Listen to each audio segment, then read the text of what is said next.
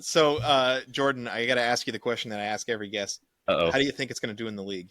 Dude, it's going to be number one. What do you mean? It's the best game of all time.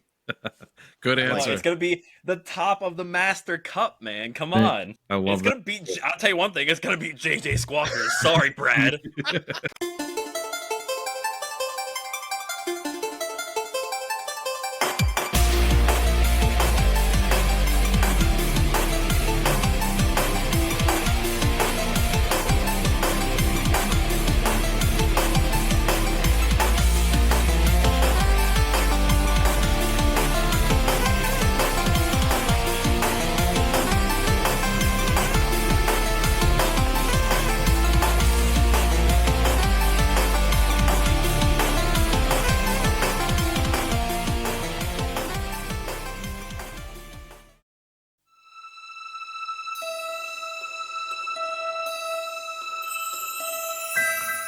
Welcome to the Cable Club. We're a retro video gaming podcast where three guys change jobs like we're part-timers, and we're linking up to talk about the games you love and rank them. This is episode number 37. We're your hosts. I'm Steve. I'm Dan. And I'm Don. And we're here with our guest, Jordan, from the Arcadiology Podcast. Say hi, Jordan. Hello. I'm Jordan. And this week's episode is our 11th League episode this year, and the entry is Final Fantasy Tactics. So, It's a good one. All time. It's up there for sure. So get ready to upload data from us to you. But first, boys, let's set the mood. The year is 1998. You're in the dead middle of a cold winter evening. You've been clawing your way through a war on your old CRT for longer than you can remember. Following a story full of ups and downs, friendships and betrayals. You're what they would say, fully invested. The world of Ivalice is in danger. You're the last hope of a dying world. Placing your troops in the right places, leveling them up to become powerful threats of your enemies, and planning out all of your contingencies, you march forward. Humans, monsters, and demons beware, because you are going to smite everything in your path, through sheer willpower and determination. This isn't just another one of your favorite series entries. This isn't Cloud, or Terra, or even Cecil. You're playing as Ramza Beoulve. This adventure was a lot different than the others. This adventure was a new spin on an old series that captured your imagination in ways you didn't quite grasp at first, opening your eyes into a whole new way to play and experience Final Fantasy. This is Final Fantasy Tactics. This is war. Awesome. It was a very long war. It is. It lasts for months. We all grew beards. Um, Fun fact. You said that last name. Beoulve? Can you... Beoulve? Beoulve? Beoulve. You know, like, B-O-U-L-V-E? Beoulve? yeah, I guess I said Beoulve. Yeah, I mean, think so too. right. That's what I was doing. But Well, which I guess like version? Beowulf's Which like version? Beowulf. Yeah. So, Which version did you play? Because in the War of the Lions, there's the cutscenes where they'll actually say it. So that's kind of how I really got it down the first time. did they say it in the cutscenes? It's been a very long time since I played it. Here and there. Since I played the War of the Lions version. I played the PlayStation version this week. Mhm. Yeah, so Yeah, did I I. bought they'll the say it. PlayStation version a few months ago and played it on that. How do they Original say it? hardware. In War of the Lions. It's It's Beoulve, but it's I don't know. It's kind of goofy looking. So the Too many first few vowels times for I me. saw it, I wasn't totally sure until I heard it in the cutscenes. So yeah, it's Beoulve. You had it nailed down. It reminds me of, I was listening to a big retrospective, like a 2-hour-long retrospective of Final Fantasy VIII this week, and the person that was speaking on the YouTube video, he was saying things way different than I did as a kid. I call it Galbadia, but he called it Galbadia, and every time he said it, it was like, what?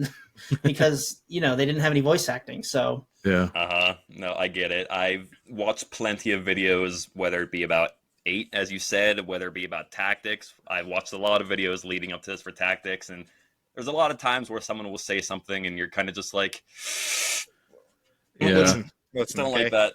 Here's how English works. When you have a vowel and a single consonant and then another vowel, That first vowel makes the long sound. It's Galbadia. It's not Galbadia. Like that word, it's not bat in the middle because there's a one T. If there were two T's, I could see it. Yeah. Give The it to more you. you know. He was calling, I call her Adia, but he was calling her Edia.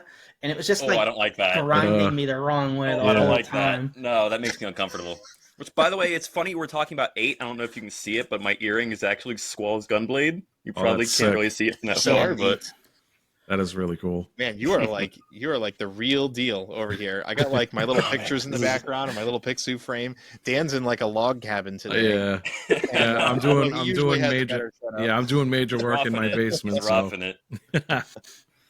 yeah, I That's mean, awesome. what about voice acting where like they actually mispronounce names? Like, do you guys remember Mega Man 8 cutscene where Mega Man says bass instead of bass? Yeah. It's bass. Yes. Oh man. Like the fish. Yep. Bass and his dog Treble. Yeah. Makes no damn sense. Anyway, I have some announcements before we get started. Let's kick it off. By the time you're hearing this, Fight Night will have taken place yesterday, although as of recording has not taken place yet. So stay tuned. We might do a recap of that of some sort, and it's a lot of fun. If you missed it, I feel bad, but join the Discord, and you won't miss the next one. It's great. And of course, we're doing our Retro Game League this year, of which Jordan is a part. And if you, listener, would like to take part in this league, go ahead and email us at thecableclubpodcast@gmail.com with the game that you would like us to cover for this. And you could come on to the episode and guest appear, just like Jordan is as well. Come lobby for your game. And it's a lot of fun. At the end of this league, we'll be giving out some minor prizes too, just to commemorate, as well as bragging rights of who wins in each category. So follow along in the episodes to see which games are in it and where they place.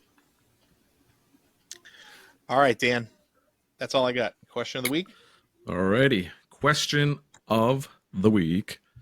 This one actually comes from Jordan, so I don't know if he wants to. I don't know if you want to read it off. So I was purposefully saving this one for Final Fantasy Tactics Week because Tactics is known as a game with a lot of character customization. So this is something I wanted to talk about because I have a very specific answer for it.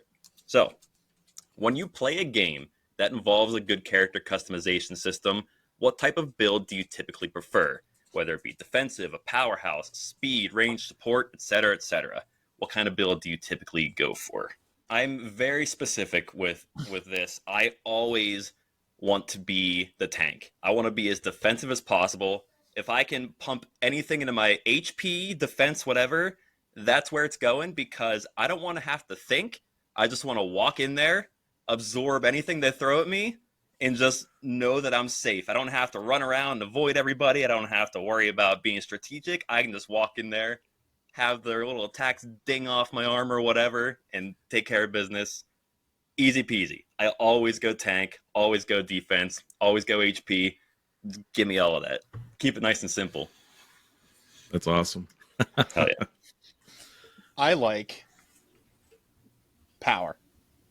I want to hit hard, hit fast, get it done, get it over with. You don't need defense. You know why? Because you just don't get hit. Don't get hit. It's the best, In a best perfect defense, world. right? You sound like Brad with Stalkers. Just don't die. Right? Yeah. You know, oh my God, look at that. It's a new enemy. What does it do? Doesn't matter. It's dead. Yeah, kill Just it like before it everything kills else. you. I don't have to know. Right? See you later. I'm not even going to waste bandwidth on it. I particularly like large single hits too. I don't like, like damage dealing classes that, maybe use like daggers or something that have to hit like a bunch of times, Mhm. No, I don't like any of that nonsense. I like one giant, big, massive, great sword hit, just blow it up, nuke it from orbit, or, I'm okay with mages who do the same thing, whatever gets the big numbers. Right. Makes me very happy. Yeah. So like for me, like it honestly, it's really like game dependent because I'm usually a jack of all trades. Like say like Final Fantasy 14, for example, like I literally played everything like tank, healer, and DPS. But if I had to pick one, it is DPS. And I typically go for whatever's the most fun, really.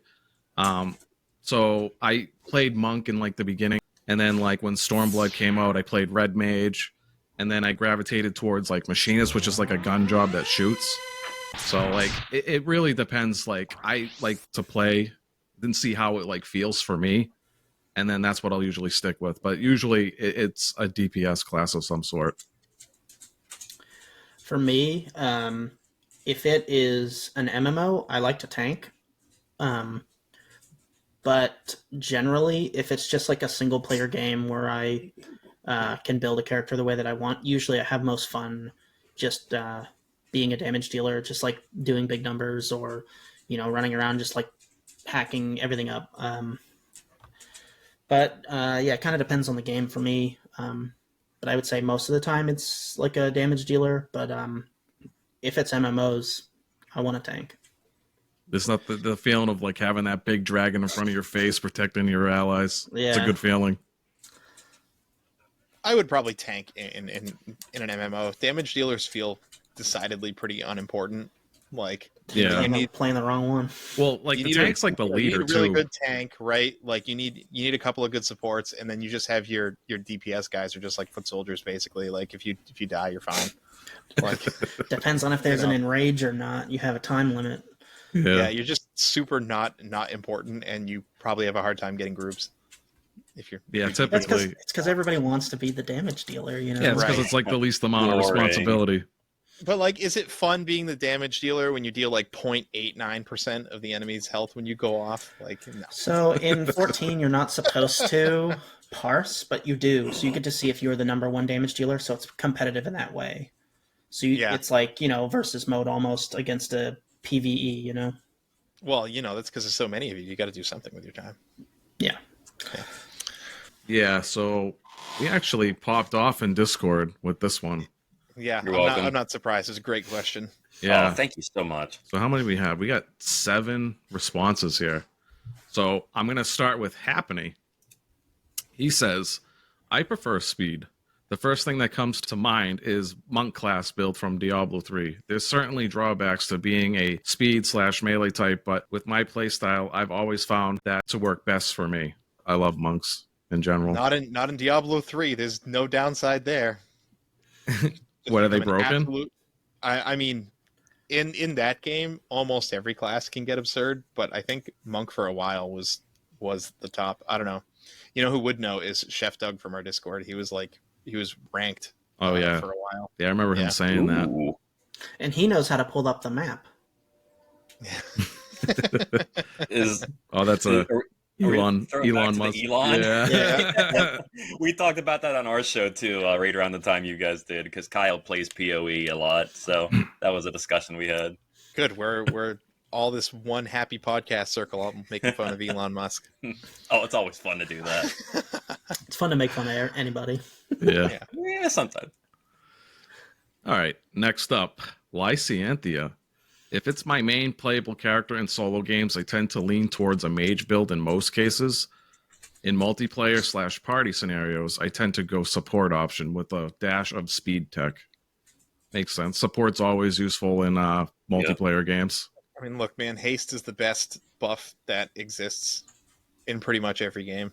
Yeah. Well, not everybody wants to be that support person, but yeah, because I don't know. Man.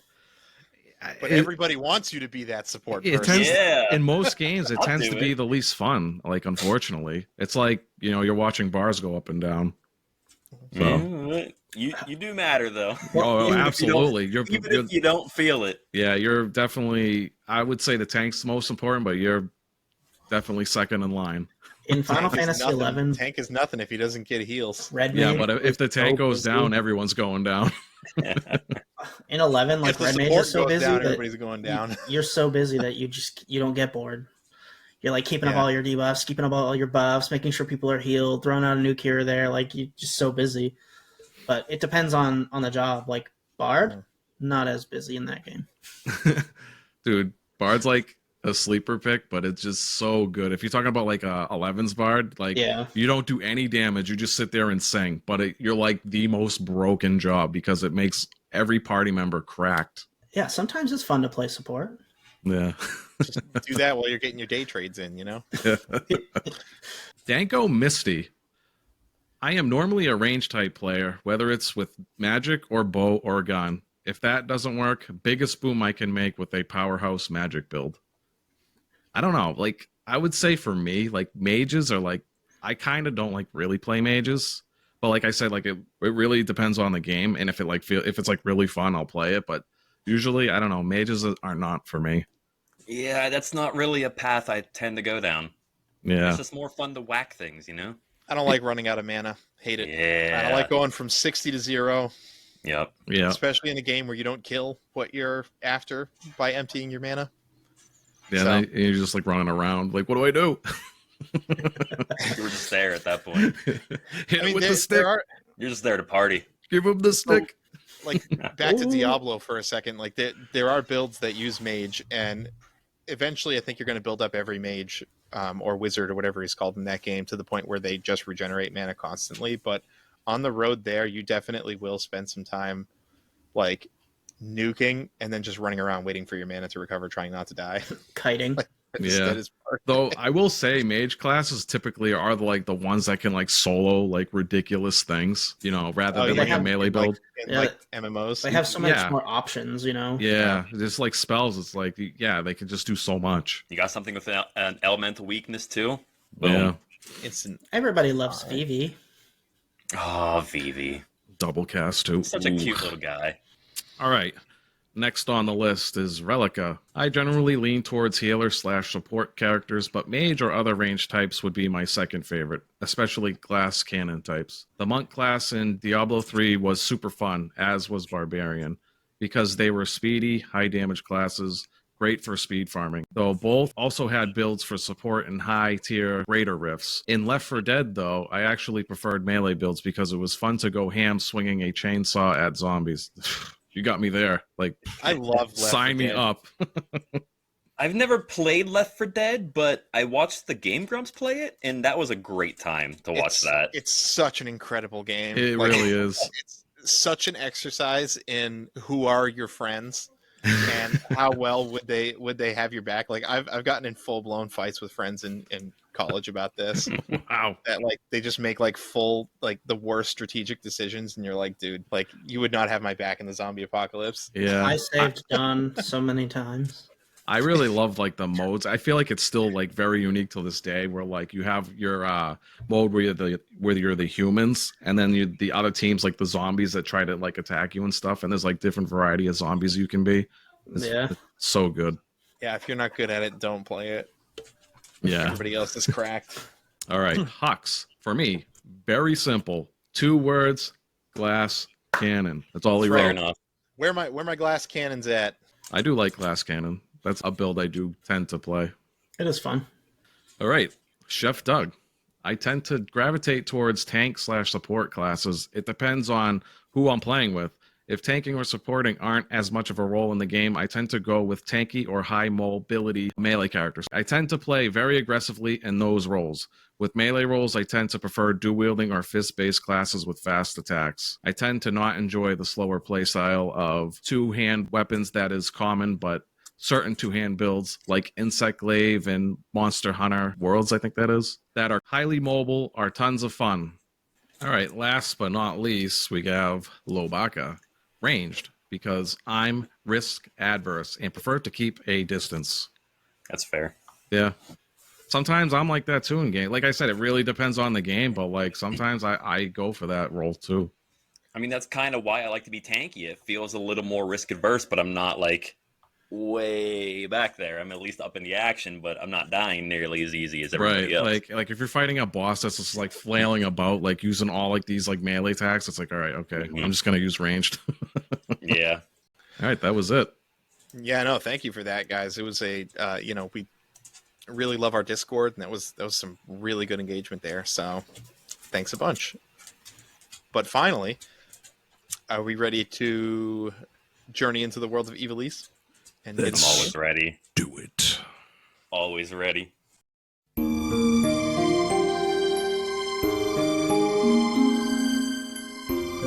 All right, so as is tradition with these episodes, we're going to turn the mic over to Jordan for a minute so he can give us an overview of Final Fantasy Tactics. His game, his overview.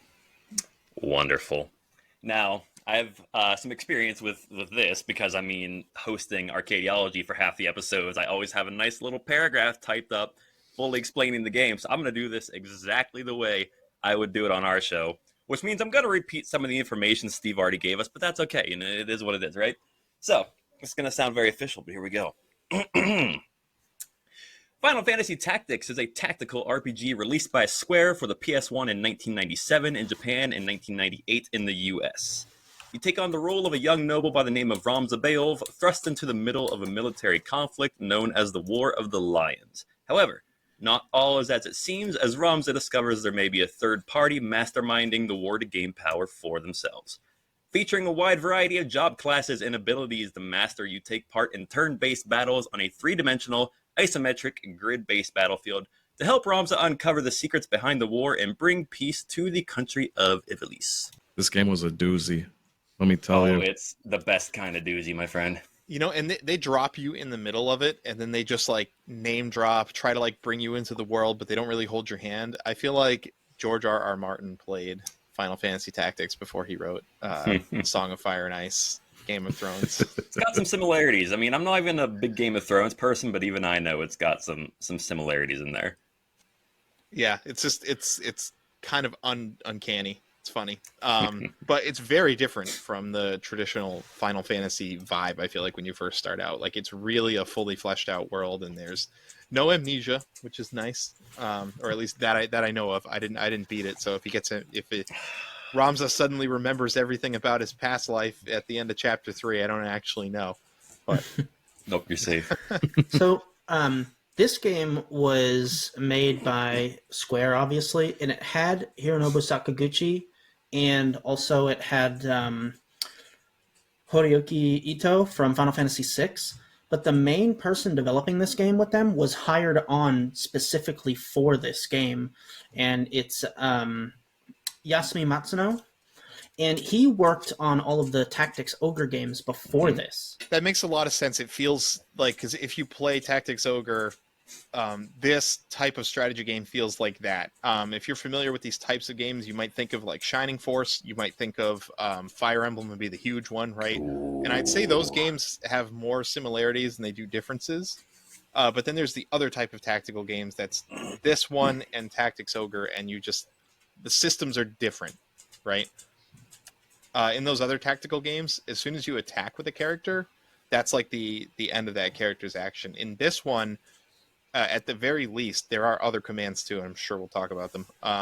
But like you have an attack and you have a move, and you can do those things in whatever order you want, and it creates. Oh, and there's directions that characters face, which I believe matters for accuracy and sometimes damage. Evasion. Yes, it'll affect evasion. Yeah, You never want to attack somebody head on if you can avoid it. It'll affect evasion much more than you think, because there's multiple different kinds of evasions in the game. Yeah, there's a lot. Stand against a wall and always put your back to the wall so you can't be attacked from behind. Yes. Yeah, or putting two characters back to back has a lot of merit, which is really cool. It's just something. It's a depth that I think not many other tactical games of the time had. Right. You know? Yeah, so Matsuno grew up in like a small town, and he was obsessed with going to his local museum where they had a lot of like World War II models and all kinds of stuff. So he got really into models, and he ended up going to college to write stories.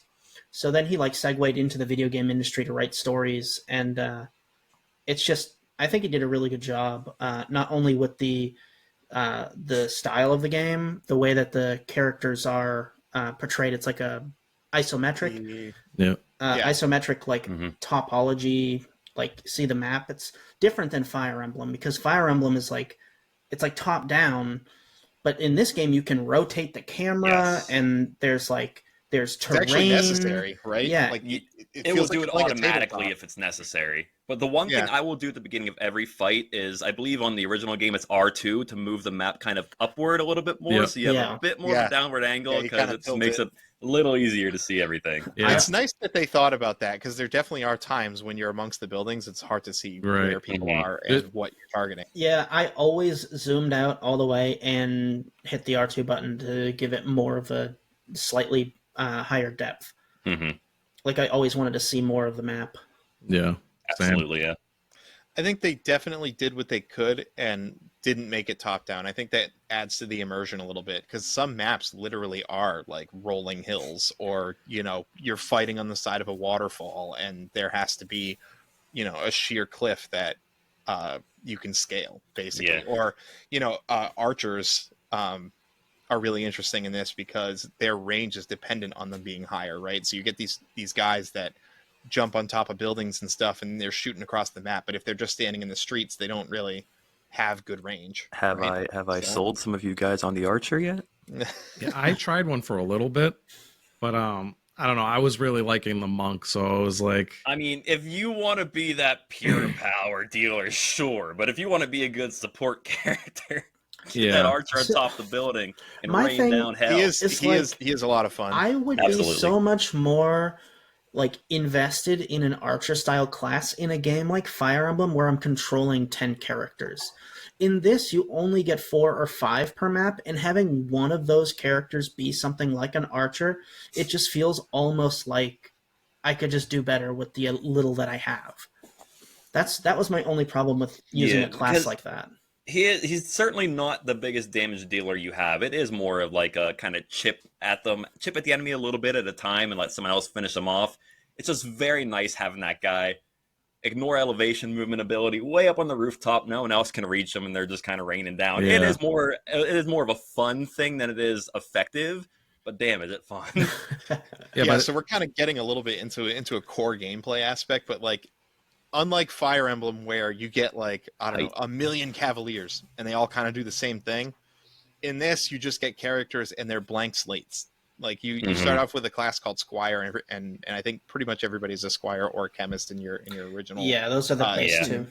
Right, but then like from there, there's like, I don't know, what is it, like 20, 22 classes or There's something quite a few. like that? There's a lot, right? And then you have to level like multiple classes to unlock new ones and whatnot. Yes, there's job trees. Some classes will only need a certain level in 1 job. Some classes will need a certain level in 3 jobs. I mean, if you want to get crazy with it and play War of the Lions, the Dark Knight needs like a million prerequisites to unlock. But then like, you know, there's each character has 5 ability slots. 2 slots are job slots. So, you know, if you like a couple of jobs, you can pick one job as your main job, the one that you're currently leveling, and then you can pick another job's abilities and strap it to it. So you can have a knight who heals, or you can have an archer who summons, right? Or something nutty like that, right? And then there's a countering ability, and that could come from a 3rd class. Like if you like, I think the archer has one that he raises his speed when he gets hit, right? Adrenaline rush. Yes, yeah, sir. If you like that, you can strap that to there too, right? So you can kind of mix and match and put these different abilities together to create really, really unique and, as we'll talk about, busted classes of your own, basically. It's easy to break if you really want to. Yeah, and for people like Jordan who've played this game through, I don't know how many times you think you've played it through, but it sounds to me like you're at the point where you're reaching for I mean, yeah, I have said it before. So if you want to talk about how many times I've beaten this game, I would say maybe only about 4 or 5. But I'm the kind of person that will start a new file of a game, play it for a long time, then kind of forget about it. So if you want to talk about just how many times I've started a file of this game and played it for a while, it's at least 30. At least. I'm obsessed with, it's just, there's so much customization. You can do something different every time. I've done playthroughs where like I'm making characters based off of like Final Fantasy VII, or making characters based off of Final Fantasy IX. Like it's kind of, it's fun to just customize them in so many ways. So yeah, it's gotten to the point where if I play it now, I'm not going to try to break it and make the most buff character. I'm going to try to either purposefully make it a little tougher on myself or just find a fun combination to do. Yeah, I mean, with the internet nowadays, you can find out like the most effective builds and whatnot. But I feel like this game is actually pretty hard. Like if you were to go in blind, not knowing anything, and you didn't look anything up, I feel like this game was actually pretty hard. There was a couple boss fights that like just completely manhandled me. I mean, so there's a character in the beginning of the game, Gafgarian, who turns out to be, you know, I'd say kind of a rival of yours in Well, kind of, right? Like he just I has mean, he has his you know, job. he's a realist, you know, about the state of the world, but he kind of cares a little bit because he's fighting for one side. He thinks he's doing anyway. But like his whole deal is that he deals pretty good damage, and then he heals for all the damage he does. So like if you don't have a means of coming over the top on him, and he'll have other enemies with him, you know, that are pretty much the standard fare of every other fight. They're not like nerfed or anything. It's hard to beat that guy. And there's even one fight where if you lose your main character, you lose no matter how the fight is going. There's one fight where he's like basically in a cage match with your main character. Yeah, the Gate of Lionel Castle. Right. You definitely need to have a good setup on Ramza for that one. Auto potion helps a lot. That's an important one. I killed him with one flare. That's fair. If you want to break the game that way, then do it, man. Have fun with it. I was Dragoon and I jumped. You can technically. There are a few ways around it. If you have a character on the outside with teleport or ignore height, you can get them over the wall over there with you, or you can actually open the gate if you put Ramza at a certain tile. Or if Ramza has ignore height, you just jump off the other side. Yeah, you just get out of there. Right until you're ready to gang up on him. On that one, I teleported up on top of the gate so he couldn't get me, and I flared him. It was. I love it. I wasn't dealing with him. He's just in my way. Yeah. So suffice to say, listeners, you know, you can go crazy with the customization. And in this game, it's kind of nice because if you're used to Fire Emblem, you have to manage like I think it's like 12 or 14 characters depending on the game. But in this one, really, I think 5 is adequate, and then I think like any more than 8 is probably absurd. There's a sweet spot. Have at least 5 that you're going to really build up, but yeah, I wouldn't do more than about 8 or so. It is fun to have the few extra that you can switch out here and there, but you don't want to go too crazy with it. I really like the lower number. Like the lower number. The lower number is great. Like I know, like with Tactics Ogre, like the remake, I ended up like opening that up again after playing this game, and I have like a save like halfway through the game, and there's like 12 characters. And after playing like this game, then going from that, I was like, oh my god, this is so many characters. Like, I just it feels like the characters have more identity, like the less you have, and there's just way more customization too. But also pacing, because it's a lot to attack and then move and then look at, you know, the enemy's counter bars to see when they're coming up, right? And then to look at your own and see when that's coming up, right? And then face in a direction. It's just a lot to get right. And so I think, I don't know if they had to do it this way because it was 1998, but I actually think the 5 character format and maybe like I didn't get to the later fights, but I think the most enemies I ever saw in a single fight was 9. So, like, it's not, you know, it's not these massive wars. It's more like 2 platoons going at it, and it's easy to keep track of everything. So you never got to encounter the legendary Grog Hill battle. There is it's rare, but there is a random encounter on the Grog Hill map where you can fight, I believe it's 12 monks at once, and I think that's like the most you're going to see on the map. Is that what the rumor bar is for? I mean, I don't think there's any kind of rumor about it. It's kind of just a little fun thing that they threw in there. The rumors at the bar, it's more about side quest stuff, but for the most part, it's more so just kind of storytelling, just plot dumps. Yeah. Funny if it like told you that there was like a random level 99 red chocobo that's ravaging the countryside on occasion. Rumors can unlock a few side quests in chapter 4, but that's about it. That's plot dump. With the time crunch that we had, that's the unfortunate part that I didn't really get to explore. Is like all like the I think what the option was called like propositions and whatnot, where like you had like all these like mini quests that you could do. We could send like your troops into like go into the mines for like 10 days and then come back, and I don't know if that like unlocks like additional fights, but I imagine it like there's significance to those. So it gets the characters you send JP, it can get you Gil, and then the only other things you really get from them are treasures and like unexplored lands and whatnot, but they really don't do anything. It's kind of just for funsies, more or less. Like you can check the menu and there's like a treasures tab and like a explored lands tab, and you can kind of just see the things they find, but they don't really do anything in the game. Okay, It's so just there's no completionist. content like locked behind doing those. Like, no, Oh, it's okay. it's really just for Gil and JP. yeah, that's good to know. Yeah, because there was so many of them. I was like, there's just no way I'm gonna be able to do all these. I mean, the best way to do that is to go to one of the city tiles that is beside another city tile, so you can kind of just walk back and forth between them those few times and do the proposition in like 30 seconds. Right. Yeah. So what is like additional content locked behind? Is it like the rumors? Because I feel like there was more to the game than just going through the story. As far as like the extra side quest stuff near the end, Yeah, is that all Like- like is that through the rumors through the bar or so yeah, the rumors unlock a lot of the side quest stuff in chapter 4, like the quest that will get you the characters Beowulf and Reese and Cloud. If you didn't know, yes, you can unlock Cloud from Final Fantasy pretty VII cool. in this game. That's Um, Strife. That's, Yes, In Yeah, the you- War you of get the all the- Lions, it's Balthier, right? yeah, you can get Balthier as well, and you can also get in War of the Lions Luso from Tactics Advanced 2, but that's not part of the rumors. You just run into him. Actually, I don't think Balthier is a rumor either. I think that's another one you just run into. But yeah, a lot of that big side quest stuff in Chapter 4, you need to check out some of the rumors to unlock battles on certain map tiles, and that's really all the rumors do. Besides there's- just there's not a lot of side quests in the beginning, but there's a lot of other stuff you can do. Like, if you're raising a thief and you take the time to examine enemies, a lot of times they have way better equipment than you. yes, Especially if you see them on like the random encounter maps. A lot of times they have equipment Mhm. you can't even buy yet. And just like stealing some of that crap is like its reward in its own sake. And then there's like a treasure finder mechanic where like there's an ability that I think it's chemist gets Mhm. that Yeah, it's if they called land on move a tile find. with a treasure, yeah, Right. they'll pick up an item there. They can find rare items with that too. So that's kind of the So- exploration reward. It's good that it's there. Do you know about the deep dungeon in Chapter 4?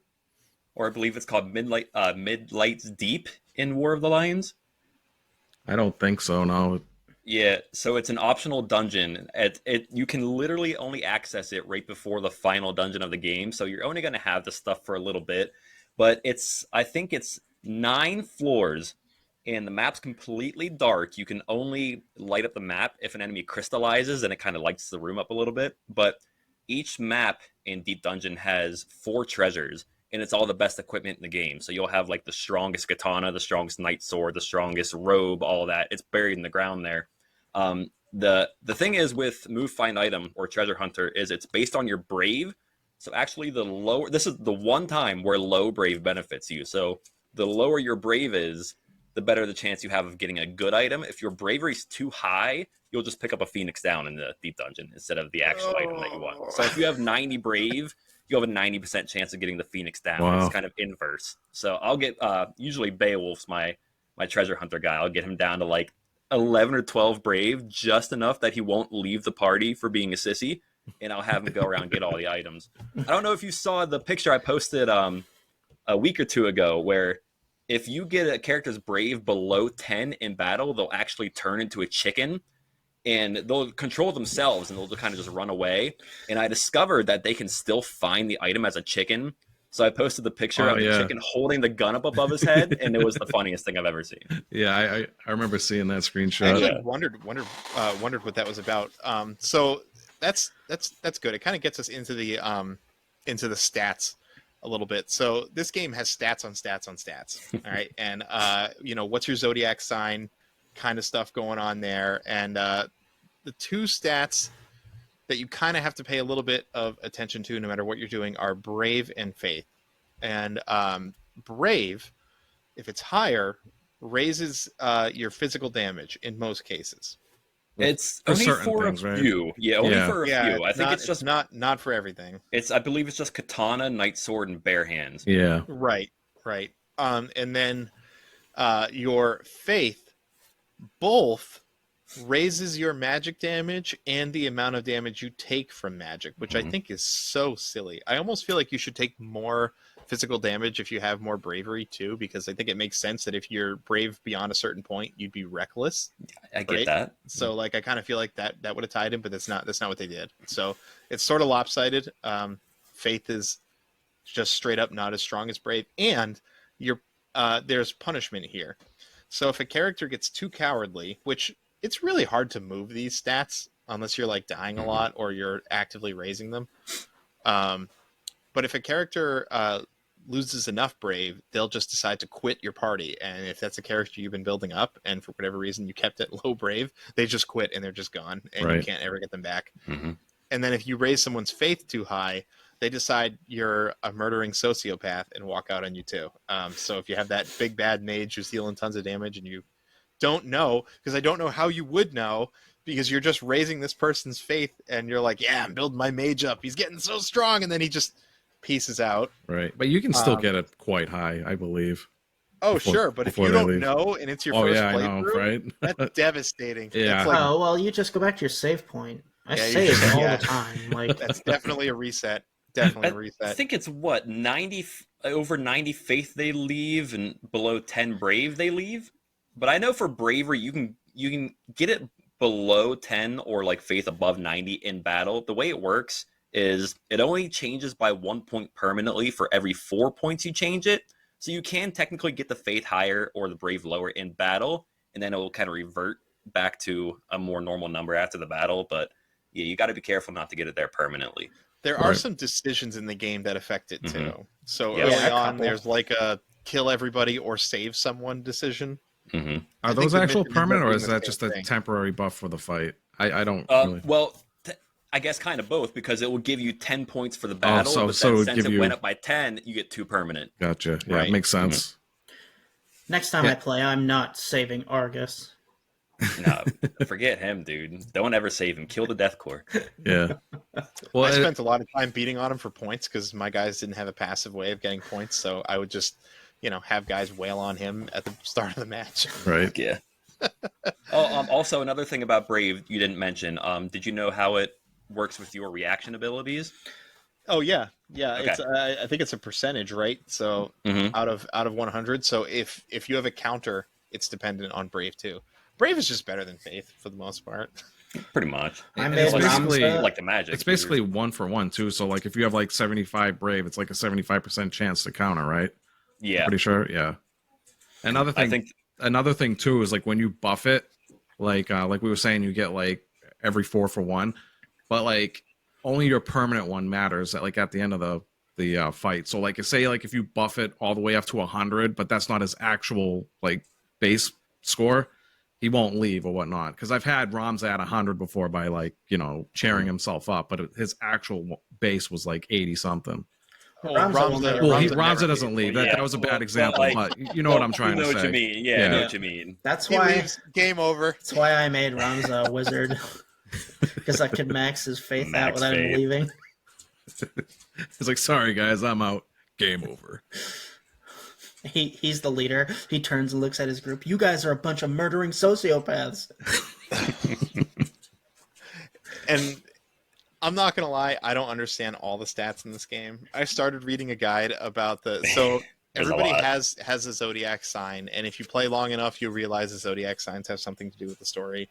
But the zodiac signs, like, I guess you better know your astrology, because it matters if your character's zodiac signs are compatible. They deal more damage and are better generally if they have compatible zodiac heal signs. for more. Yeah. They don't deal more damage based on zodiac signs. It's like your chance of things. Can they? If you have best zodiac compatibility with somebody, they'll deal more damage, or if you have worse they'll do less damage. I knew that it helped on healing and a chance of your abilities working on those people more, but I didn't realize it did more damage. Yep, the damage is affected as well. I mean, it feels so minor that you don't go into this game thinking I need to know who everyone's zodiac is. I need to know all this compatibility. It's really not that. Yeah, I completely ignored that. Yeah, honestly. I do every time. I never care. I did too, but it is kind of interesting that it's there. Yeah. Just a little extra thing. You know what I thought was pretty weird? That there's actually I don't think there's a defense stat. It's basically just HP, right? Where you just. I mean, it's just HP and your equipment, there's right? Calculation for the character's attack, and then it's really just you're just raising HP with your equipment, which is kind of nice because it makes it so you can actually level low level characters easier, because they're not absolutely getting destroyed with a single hit because they're level 1 and the dude's level 10 or something. He'll actually survive because it's based off of HP from your equipment. You don't get a lot for level ups. in this. Like It's a lot of yeah, it it's not is major. equipment driven, and a lot of it is brave and faith driven. Like your damage buffs are really going to come from your equipment, and your HP is primarily going to come from your equipment. I do think you get some HP for leveling, but it's not a lot. Yeah, you'll get stat buffs, but it's pretty minor. It takes a good while to really notice a big difference. Unless you're like Orlando or something. Listen, let's not talk about Sid. We don't need him. He's too buff. Yeah, he's insane. So I don't know. Did you guys? So you guys must all have a favorite class, but so mine in my playthrough so far was Summoner. So it's basically like Mage except way better. So in this, Mage has like a target range, and it'll hit characters in that range.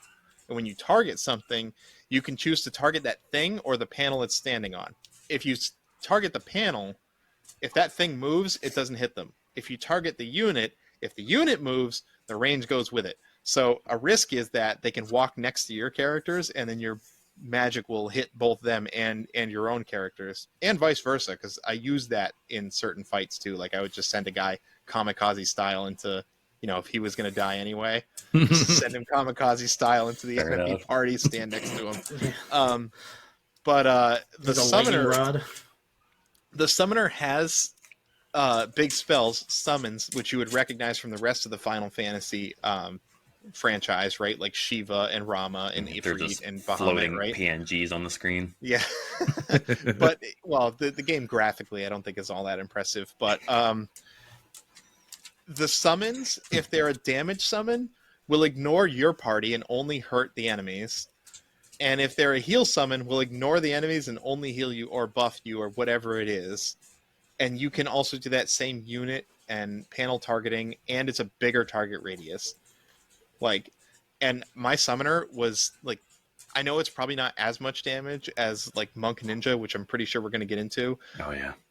But he would hit 3 characters for 200 plus damage, and I don't care if you hit 1 character for 500, you don't get extra points for killing him dead more. So Right. you would wipe out 3 characters with Yeah, one I single rolled hit. with a summoner for quite a while. Like I was in Yeah. the same boat. Like just having a character that can just do really good damage and can heal on top of it. I found it invaluable. Yeah, He, my healer had He's quick too. had Summoner as their secondary ability for a while. Yeah, that's kind of one of those classes that I kind of ban myself from using at this point. It's either that or I'll only give them like the very low level summons because Right. they're a little too buff. Right. Absolute power. And I Yeah. also got scared in some maps when you saw like summoners coming out on the opposing team. I'm like, oh, here we go. I always target them first. Always. Yeah. So what I did to them the first time I saw them is like that cliff, and there's like the 2 ravines running alongside it, Mhm. and there's 2 summoners in those 2 ditches. They only really have enough mana for 1 or 2 casts, so I just put a character up there that I knew would take the hit, and I just baited him into it and then healed him twice, and then they just had no mana, and I just I know let them run around. I know which fight you mean. That's like the first battle where you have Mustadio, and typically he'll hit one of them with a don't act or a disable. So usually you got one of them out of the way. He'll kind of take care of one of them over there. Oh, really? He just face tanked the two That summons works on- too. Yeah. I feel like mine usually just disables one. Yeah, like is that the fight we have to save him, right? No, that's the one after, the one Oh. right after on Barriers Hill. Okay. Oh, okay.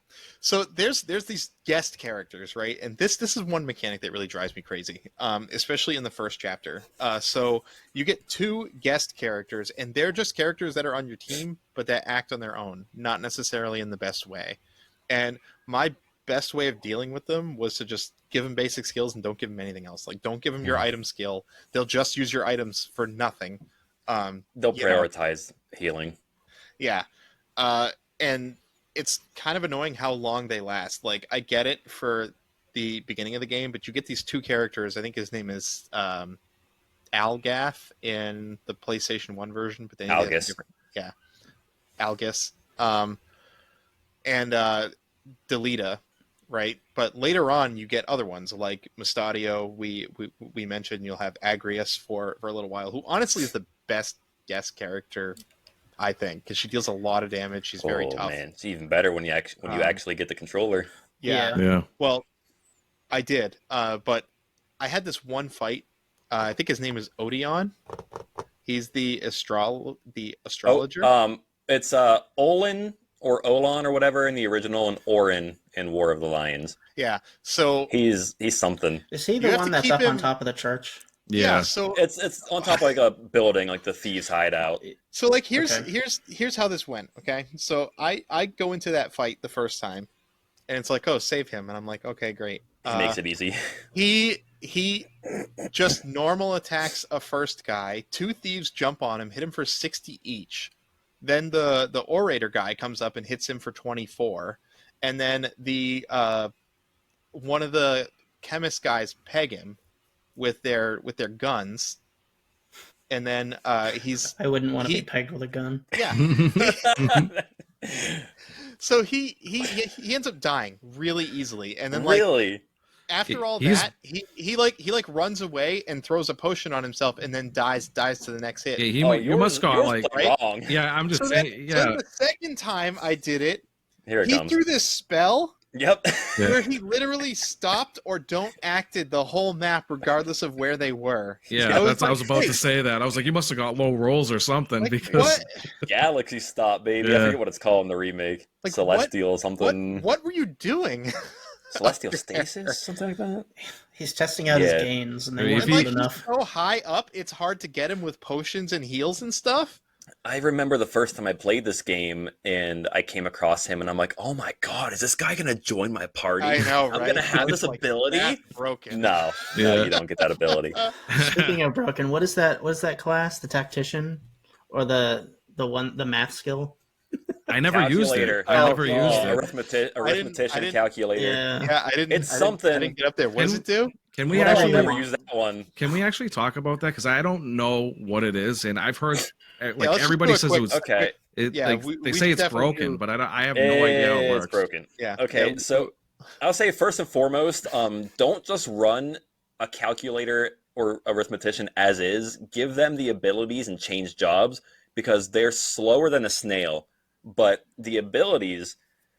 Oh God, how do you even explain this? So you're literally doing with this one. you're literally doing math. So you can pick something like experience or level or height or something like that. Prime and then the number. next screen, yeah, you get to pick like a number, it's a multiple of 2 or multiple of 4, multiple of prime number or something. And then you pick a magic ability that you have, and then it will instantly cast that spell on every single character on the map that fits that criteria within those numbers. Oh, okay. So you're like Immediately. multiple of 10 experience. Yes, and and then it will hit it'll hit everyone with everyone like who 10, has, 20, like- 30 experience, Yeah, whatever okay. on the map. Yeah, 'cause Immediately, no charge time. Yeah, because I looked at like Reddit and I saw like if you know how to use mathematician right, it's like the most broken job of the game. And I saw like a video of like one person doing it, like casting flare on everything, doing max damage, Mhm. like 999. I was like, Yep. but I didn't know how Yep. I didn't know how it worked. So I'm glad like you explained it. You I gotta haven't have a used one of those spreadsheet. forever. You like there's got to be a spreadsheet you can go online and download. Or just watch a no skip speedrun. What, where they like just go straight for the mathematician and just Yeah, they'll gain all the the rest of the JP game. and they'll do everything and they'll unlock mathematician and they'll go into the fights and they'll just select what will work on every enemy because it's all planned out Mhm. and they just blow everything up. Yeah, some of the classes are really self-explanatory, like stuff you've seen before: knight, archer, Mhm. mage, or wizard. Some of them have funny names, but then there's some other ones, right? Like mediator / orator, Mhm. which has like talking They're skills. just talking. They're talking to you. That's all. Yeah. That's all They're the they do. But diplomat. They can shoot Yeah. you too, but Yeah. Yeah, and then you have like I don't feel like chemist is that obvious. It's obvious because it's an early class and you pick it up quickly, but in this game your character can't do anything until they've leveled some kind of job, and that includes use items. Like in other Final Fantasies, every character can use items regardless of what it is they do or do not do. But if you haven't done any chemist work, they can't use potions, they can't use high potions, ethers, phoenix downs, Mhm. none of that, right? yeah, every item that you could use. I mean, this counts for every class, every ability that they can learn. cost a certain amount of JP or job points, and you gain those just by doing actions on the battle. So maybe you'll get like 10 to 20 JP for doing an attack or something. Maybe an ability costs 200, 300 JP, and that's how you unlock those abilities. So kind of just benefits you just going out there and whacking as many people on the field as you can. But chemist just sounds so much better than pharmacist. So I suppose so, yeah. I'm a pharmacist. What are you doing here? It would if he. Oh, is it pharmacist in War of the Lions? No, just somebody that uses medicines is a pharmacist. Oh, okay. It's still just chemist. I think it'd be cool if he got attack items. You know, like those crappy attack items. Yeah, you get in like- other That's games. what Ninja's for. Yeah, Ninja's got those. But that's shurikens then and only the Doesn't balls. need those. in like Final Doesn't Fantasy need- IX, you have dark matter or dead peppers you can use that deal Ooh, I damage love with an 9. item, and you don't have to throw. It would be cool, but my chemist use a gun, so Yeah, Yeah, mine too. Of course he did. Because what do you need archers for? Like, you just have a chemist with a gun. He deals To more shoot damage and over has the same walls. range. Okay? The guns can't go over the walls, Don. Well, gun also has, I believe, like close to 100% accuracy too. It Yep. does, Yeah. yeah. gun's very good. Dodge this. And my chemist was Mostadio, like / engineer. I really like the seal evil spell, like especially when you get into a random battle full of undead. I don't That use that much. is so good. What it just does? Does it? It Have just like 100% petrifies them, wear? and Yeah. they're Oh, wow. it effectively takes them out of the battle, and you still get like JP and whatever for like killing them. Because when you kill like a enemy, you get more JP and EXP. Yeah, but that is only for undead enemies, so it's kind of, you only get to use it so many times. I don't pretty really niche. use it a whole lot. Well, it's nice when you do get onto one, because it's like if you're like Mm-hmm. on a random map or whatever, and you get the undead, and you want to just try and like level up jobs, I'll like use him to like just like seal everything, and then just leave that one enemy, and then you can just Uh-huh. sit there and grind. That was like Yeah, one of my there's- strats if I could get like an undead battle. I kind of want to move into the story a little bit because Yeah, I mean, I want to talk there's- about the ending a little bit. There's so many mechanics in this game. Like I feel like we could do this. This should have been like a part 1 and part 2 episode. I feel. I mean, like, we because can. I'm not opposed. we have to push back a schedule like crazy, but like there's just so much in this game that you could talk about in terms of the Mhm. mechanics of it. It's really, I think, just based on that, it's a must play just because it's so over the top unique. But regardless, I kind of want to get into the story a little bit because that is another unique aspect of it. I think Final Fantasy for a video game back in the day had pretty good story, but I think it doesn't really stack up to modern game storylines. I think it's pretty basic, or maybe it just became the standard and now it's a cliche to be like Final Fantasy. But this game, I think, really breaks the mold on it, and it almost has like a Shakespearean level of like storytelling. I'm not surprised to hear the guy who did it like went to school for storytelling, actually. But yeah, I don't know. I kind of want to hear from you guys a little bit about the story. Yeah, I feel like every Final Fantasy game is more or less just like, hey, go out there and kill God, which I mean, technically at the end of this game you do, but this one definitely focuses more on the politics. And I gotta be honest, man, it took me maybe 2.5 decades to like fully grasp the story with like 95, 100%. Yeah, I know what you mean. Yes, I played this game millions and millions of times, it feels like, and never fully understood the story. It was just fun to play. It wasn't until leading up to this podcast I actually like dove into it and did a lot of research, and now I feel like I finally like my mind has been like opened up, and I understand the story now, and I get who's doing what and why, and it's actually kind of great that I finally understand it now. So It's just little details that matter. Like Ramza is the half brother of A these lot royals, of and proper like that, nouns yeah. for sure that you need to know. You know, it's just so interesting. the story in the original PlayStation version is told like incredibly sloppy. Like there are just translation problems. But I hear Everywhere. that in the newer versions, which I didn't play, they do a lot to fix the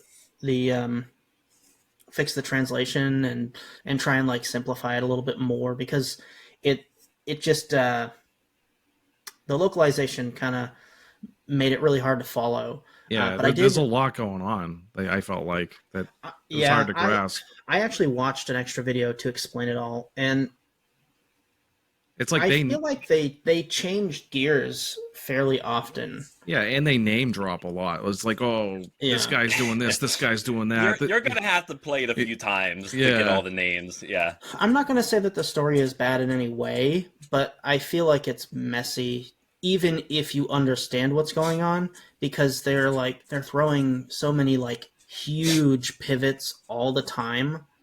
Like every chapter feels like almost a completely different game in that way. I feel like it's one that you'll appreciate the more you play it. But it's almost like is that good on a game that's like 50 hours? I mean, if you got the time to do it, sure. It's a big investment on like the story. Like, I mean, I guess feel like I was super lost, right? Like there's factions, and they introduce you to those factions kind of haphazardly in the PlayStation 1 version, but like I get that there are factions vying for the throne, and I get that neither of them really are comprised of good people, right? Or, altruistic people, I should say, because they both think they're doing the right things, right? But you didn't get to, like, at the end, it's like, in Chapter 4, it's like, it's not even, like, the same game, like, story-wise. It's like, completely off the rails. It's like Final Fantasy VIII. I mean, you kind of find out who the real enemy is at the end, and you kind of shift your focus. There's to that. so many real enemies. It's this count, and there's really one. And there's really, but like the organization, there's one organization that's the real enemy by the end of it, and you kind of shift all your focus to that, while everyone else is kind of off to the side at that point, kind of just trying to beat the hell out of each other, more or less. It's the church. It's the church. It's those Templar Knights. It's not even technically really the church. It's the Templar Knights of the church, because the high priest doesn't actually know what they're up to. So once you kind of can figure out it's those Temple Knights, then you know that they're the ones you got to go after. Right. I thought the ending was kind of sad too, like with Ramza. Dude, it's so sad. Like basically Ramza's forgotten, like, and is like forever a heretic in the church's eyes. Well, they tell you that right in the beginning. Yeah. Well, yeah, they do, but I didn't know that that's literally how it was gonna end. Like, like sometimes there's like plot twists, throughout the game that like would have changed history, but like, yeah. And then like I didn't expect like the ending with like Delita too. Yeah, that ending scene before it actually cuts to black, that hits me in the feels a bit. Well, I don't know if Don wants to know what happens, so yeah, we don't have to mention it if he hasn't. If he's going to play it. Podcast is that we play games that are 20 years and older, and we do spoil it, so we can just say for our audience that we're going to spoil it, and I can pretend I'm not listening. But yeah, you can go ahead and talk about the ending. Delita kills Ivalice. Final scenes.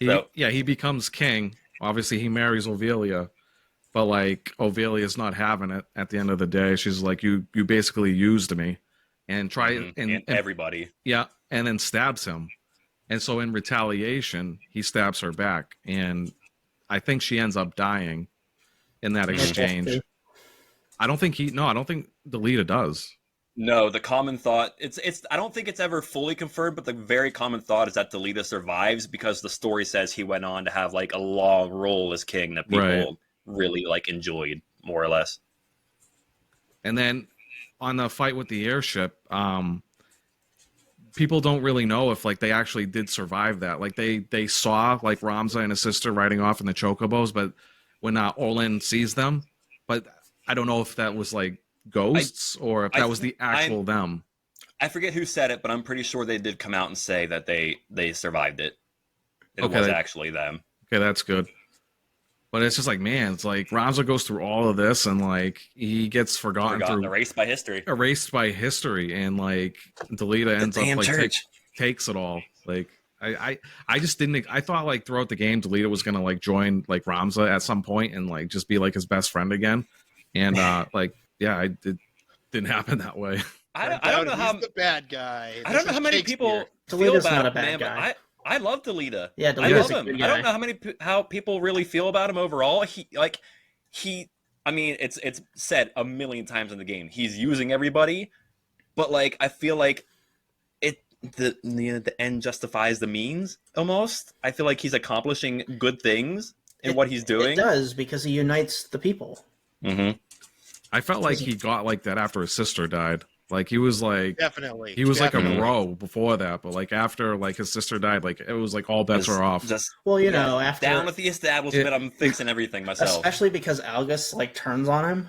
Yeah. Well, I think it's an uneasy, thing. He's not one of the lords. I think people make him aware of it every now and again. He's probably sick of hearing it, right? And then finally, Algus treats his sister like nothing and kills her, trying to get at somebody else, and then spits in his face, basically, affirming that he's not equal to all of his friends and everyone that he Dude, Algus grew up around, hates right? that But wasn't man. Delita And Delita like, just broke. wasn't you he know?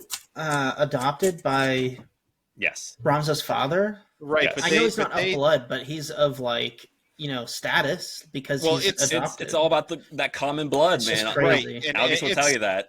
It's significant that Ramza is the black sheep of the family too, because he's half. He's not full brothers He's a with bastard.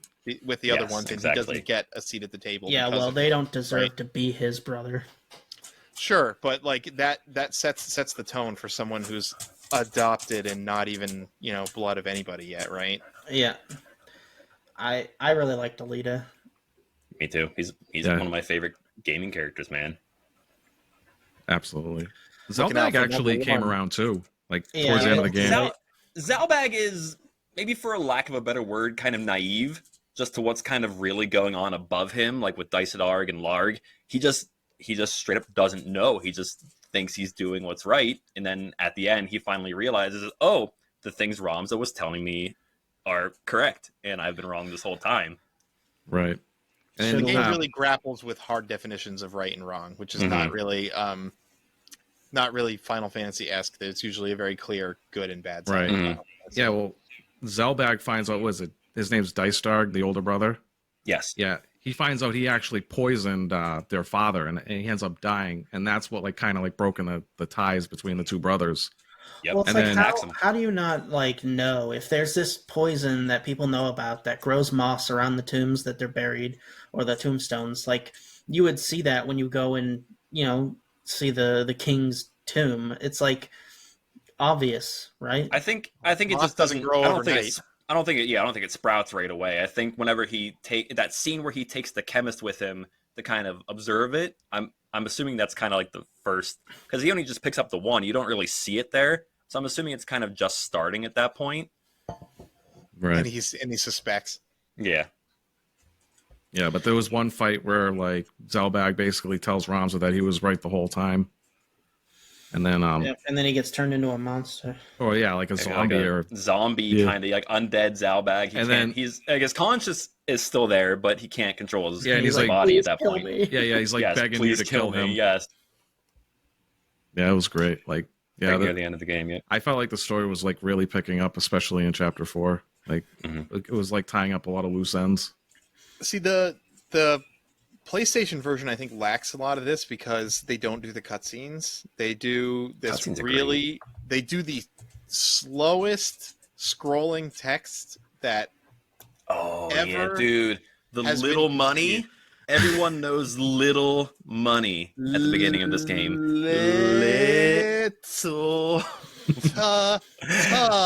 Little money. It's like they're trying Everyone to teach knows that, Japanese how to speak English. It's like, why? Like, if you know how when you start a game and you see the text is slow, you immediately hit the options menu and you're like, oh man, there's got to be a way to speed this up. This is yeah. this is your worst nightmare. It's the first thing you do in Like, Pokemon, max woo. speed text, man. Boy, and instead of doing that, there's another version called War of the Lions, where they do a really nice stylized set of cutscenes where, like, I don't know, I would describe it almost like it's drawn in colored pencil. Yeah, I see what you mean. Yeah, like my mind goes to, I don't know, did you guys ever watch the Ninja Turtles movie back in the 90s? Yeah. Like, I don't Yeah. think. there's that one scene where April O'Neil is drawing the turtles with the colored pencil. It's like, it looks like that to me. That what she's drawing. I know we've reached all the way down there for a hit of nostalgia for me, but and I think it's kind of hard to play. Like, it used to be on Steam, and I guess it's not on Steam now. Oh, is it not? Oh man. Yeah. I mean, I just played it on my Steam Deck. I almost feel like I gave this game a disservice by playing the PlayStation port. Like, War of the Lions sounds like it really like cleaned things up. So the only thing that really kind of sucks about War of the Lions, and it's kind of nitpicky, but it would bother some people, is the attack animations for some reason have a tremendous amount of lag. I know that if you emulate it through Steam, there is a mod you can get that increases the speed of those and normalizes it all. So, like, you can fix that problem, no problem. Yeah. There's a mobile version, too, you can get on your tablet or phone, and it does not have that issue. Well, that's the funny thing. The mobile version did the exact opposite and made the animations too fast. Oh, really? I yes. guess I didn't notice. So there's an audio clip that goes with all the attack animations. And this isn't like for just like a normal physical attack. This is maybe like Agrius's like stasis sword or something like that, like an actual legit animation. But you'll hear the audio clip as well. For War of the Lions, the audio clip will finish and the attack animation will still be going.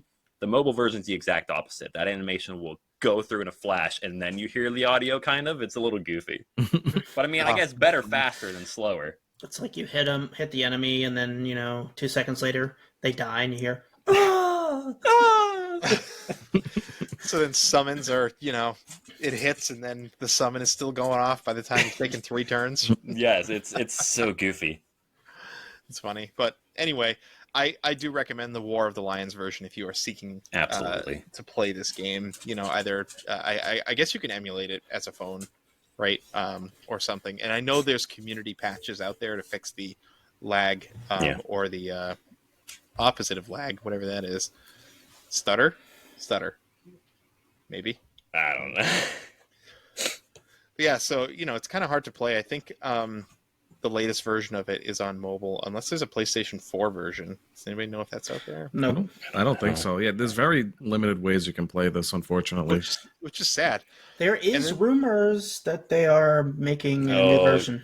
Yeah, along with Final Fantasy for IX. A good while. Yeah, that rumor's been out for a while, and I'm still crossing my fingers so hard because those are my 2 favorite Final Fantasies. But I'm just saying, it's in the rumor mill. I just played it right on my Steam Deck, like through the actual PSP emulator. So that's how I did it. But not everybody's gonna have a Steam Deck and know how to get emulators on it. But funny story, this game was the game that pushed me to finally get the ROG Ally X that I've been eyeing because I really wanted that's to play enough of it. That's how I played it this week. And sitting down to play a game in my lifestyle is a very dicey thing. So if I relied on that, I definitely would not have played enough of this game. So it's good. Yeah, handhelds are great especially when you have a family, for sure. So is anybody familiar with the later entries in the series? Tactics Advance? Yeah. And I mean, the second one for the DS. Very, very different. Okay. I played Tactics Advanced on the GBA and maybe made it about halfway through, but I didn't play Tactics Advanced 2.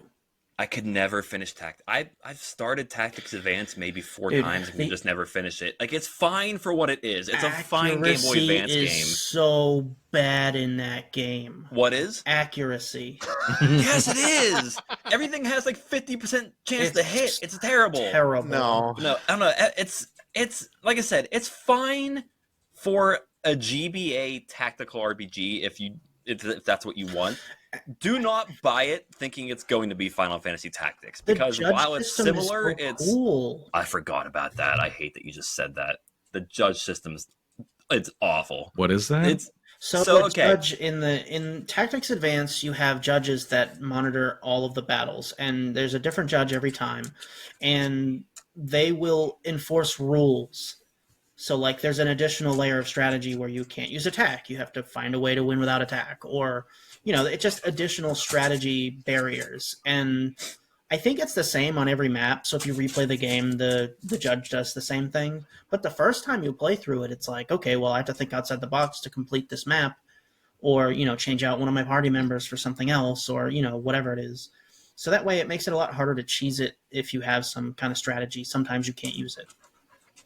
And then if you break one of these rules, they legitimately put you in prison, and you have to pay to get your character back out. It's like a referee. Like, for every Yes, fight. there are there's yellow cards and red cards. If you get the red card, you go to prison. I think a yellow card's like a fine or something. But So it's it's kind an of like interesting hockey thing. strategy, right? Where like you send one guy out knowing he's going to the box, but his He's whole the point goon, is to injure the star player on the other team. Yes, sir.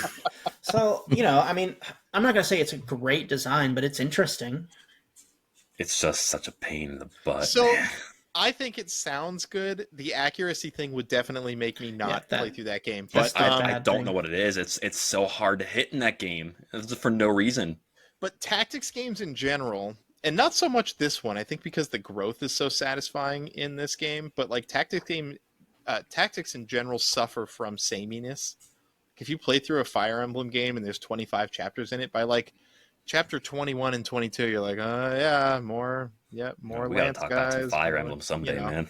So, I mean, I've played a lot of Fire Emblem. I think the only one I have not played is Three Houses. I played the rest of them. I don't know if you listen to But- every now and then on Arcadiology, I'll kind of mention I'm doing a Radiant Dawn thing where I'm trying to beat the game with every single character. Yeah, I'm on like my I final playthrough of that.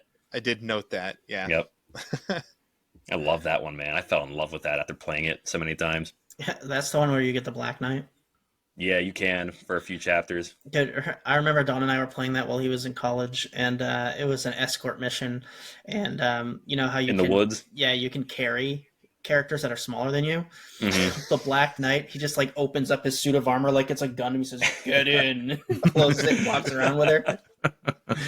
And it makes your character slower and encumbered, but nobody can damage the Black Yeah, Knight you anyway. can't hit him It's anyway. like, Doesn't you just- matter. Doesn't matter. picks up Micaiah and bear hugs her, and then no one can damage him. Get in the armor. And he's so strong, he just, I don't know, sneezes in the general direction of the enemy, and they They're gone. They're wiped. We always joked that he was like Dust. a nerdy guy in a Gundam. Yeah. Yeah, Fire Emblem's great. But I personally like Tactics, Final Fantasy Tactics style, just a little bit more than the Fire Emblem style. Where you control all your characters all on one turn, and then they get a whole turn. Like, I kind of like the speed difference, and it just, I feel like it adds more strategy. And I'm glad that the critical hits are a lot less common in this game than in Fire Emblem. Well, they also do a good job at making this game a little bit more defense-centric. Like, Fire Emblem is all about the offense. Like, you want to one-shot everything or, retaliate and kill everything. Whereas this True. game, it's really hard in this game for something to one-shot you. And I like this style more, but when it got to, like, Tactics Ogre, because I played that one too, and Dan's right. When there's, like, 12 characters, I just did not want to keep doing it. It's very grindy. It takes a very long time. So if it came down to Tactics Ogre, those versions versus Fire Emblem, I'm probably more Fire Emblem, but I like the intimacy of like the 5 characters of this game. Yeah. a lot. It feels like a good number. I prefer this. Yeah. Yeah, whereas with Fire Emblem, you're fighting, you have like you said, 12 to 14 guys out there, and you have a wave of 50, 60 cavaliers and soldiers coming your way. Yep, and 30 Like of you them said, die you- on you- their you turn got- because they attacked the wrong guy repeatedly. Like you said, you got to one-shot them, whereas the 5-on-5, it's fine. You just whittle them down with each person if you got it. Yeah. 0 damage is BS, but so are crits in that game. So yeah, I mean, there's so much with this game to talk about. This is such a deep game. It really is. Like I said, I'm always happy to come on again sometime and talk more about it.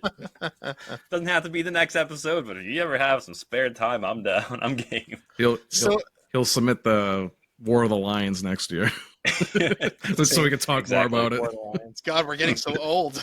Remember when iPhones came out? Oh 20 man, years ago? when did War of the Lions was what, like 2007 or something? Oh, really? We can't even do it yet. I didn't even realize. I think it was roughly around there. Someone might need to fact check that. We're talking about it today. To be fair, that's the version I played. Yeah. Like preparing for this, but You can play the modern version of the game you pick. That is perfectly acceptable. Perfect. Like I personally take state of the game into account when I talk about my rankings. If it's good enough to remake, then it matters. Oh yeah, I've played. There is a game that I've played that was like remade. I can't remember which one it was, but for the podcast, like I'll play the up to date version. I mean, it's still a retro game at heart, right? Like Yeah, I it's played still usually the Metroid same. Prime Remastered for when we did it. The Wii version's Oh, better. no, the remaster's so I good. never got through Prime, man. That's another one I played for a bit and put back down. That game's great. So I want to talk about one last thing for me. I don't know. You guys probably have more notes, but Steve, you mentioned something about Ivalice being brought up again in a subsequent Final Fantasy title. Yep, Or something it's in like that? Final 12. Fantasy 12. Oh, really? Yep. Mm-hmm. This game takes place however many years after 12. Also, Tactics Advanced is in Ivalice. Oh, so Right. wait, this is in the future? I don't From know if it's 12 in the it is. future of those, but this game takes place like, I don't know, 10,000 years after some war where the civilization was much more advanced.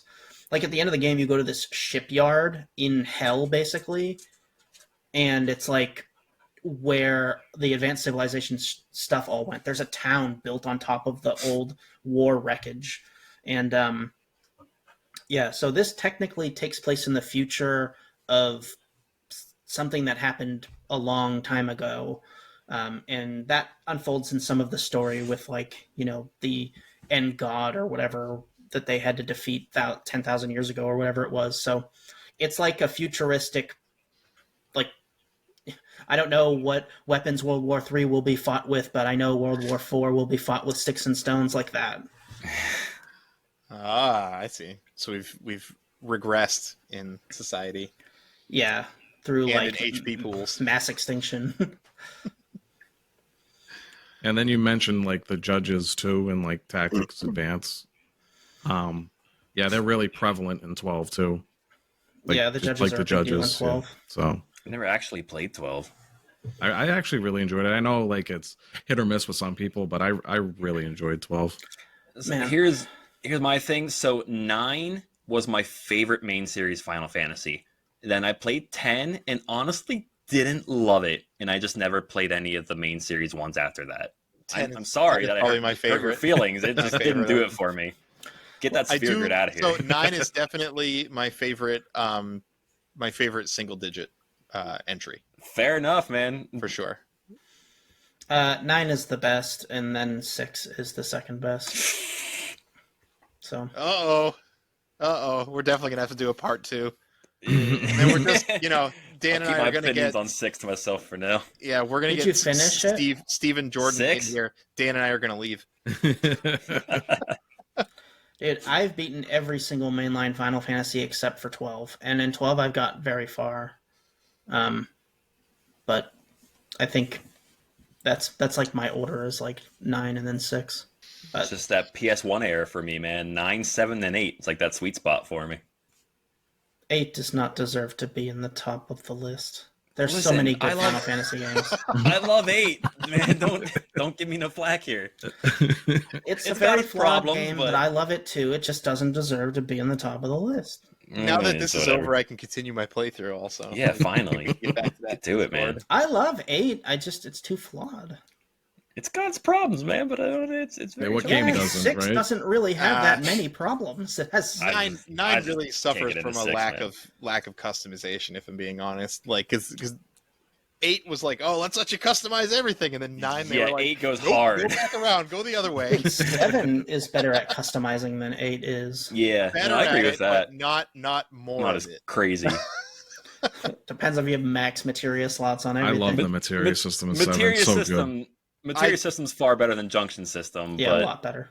Yeah, yes, but I don't like the materia system either. My problem is that all the characters are the same except Barrett, whose weapons hit from the back row. Oh yeah, Like it's a garbage system. It makes the That's- characters feel lifeless. Insane. that is one reason I love this game so much. Is that all your characters are so drastically different compared to those ones. I think Yeah, like Final 9, Fantasy everything's drastically different. Final Fantasy in general has that problem where like all your characters can be anything. Like I know 12 suffers from that too, and I think 10 does to a point. Like I think that starts in 6.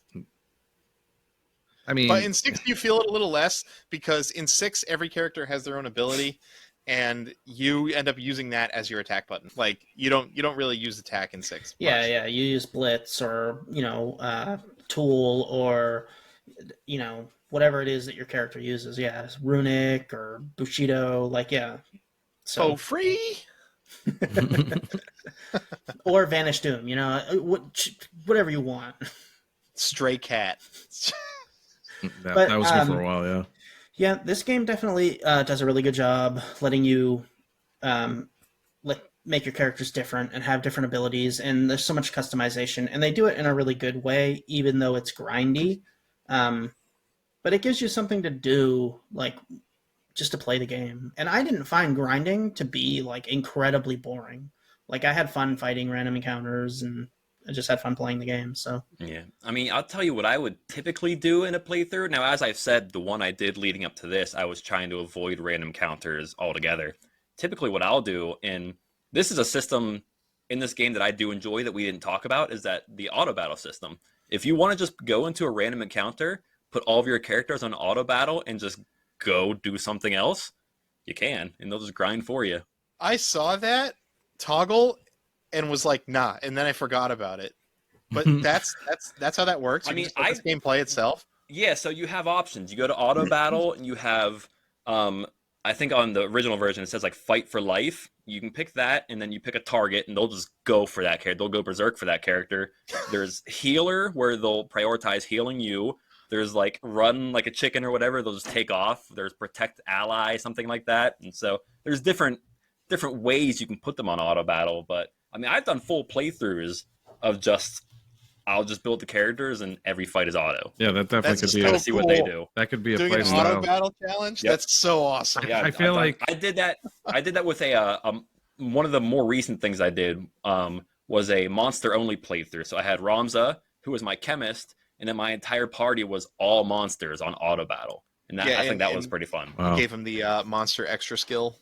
I don't think I really messed with it too much because it's hard because they have to be right beside you for that one. Yeah, and they get some kind of extra ability. This game dropped the ball. There should have been a blue mage. Yeah. I mean, you can kind of just make, well...